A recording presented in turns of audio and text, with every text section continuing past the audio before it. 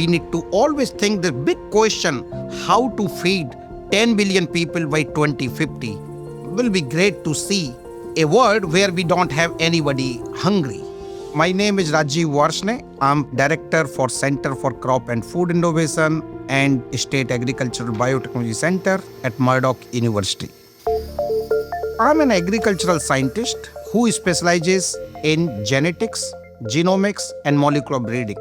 We try to identify traits that are responsible for how well a crop can deal with drought or be more resistant to diseases or grow well with less fertilizer.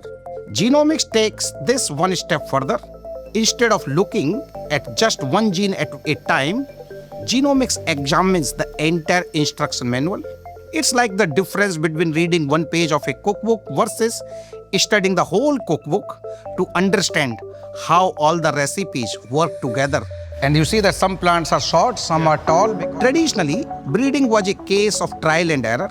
But in molecular breeding, we can look directly at the DNA and identify the genes we want that then breed for those specific traits. The recurrent parent genome recovery mode. We are working on horticultural crops and most importantly, cereal crops such as wheat and pulses crop like chickpea and lentil. Together with the partnerships with many countries, we decoded the genome of chickpea in 2013. Then in 2021, we published a paper where we presented the chickpea genetic variation map for 3,000 chickpeas. And now we have completed the genome sequencing of 10,000 chickpea line, which is a largest plant genome sequencing project. But the most important aspect from this genomics research is that we were able to identify the genes associated with the drought tolerance.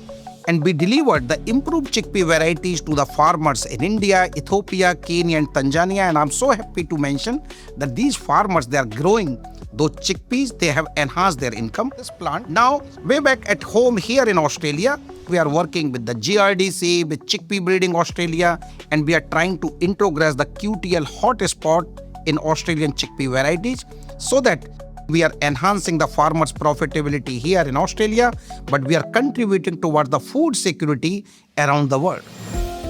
It's an immense honor and privilege to be an Academy Fellow and to be listed alongside with the true titans of the scientific community.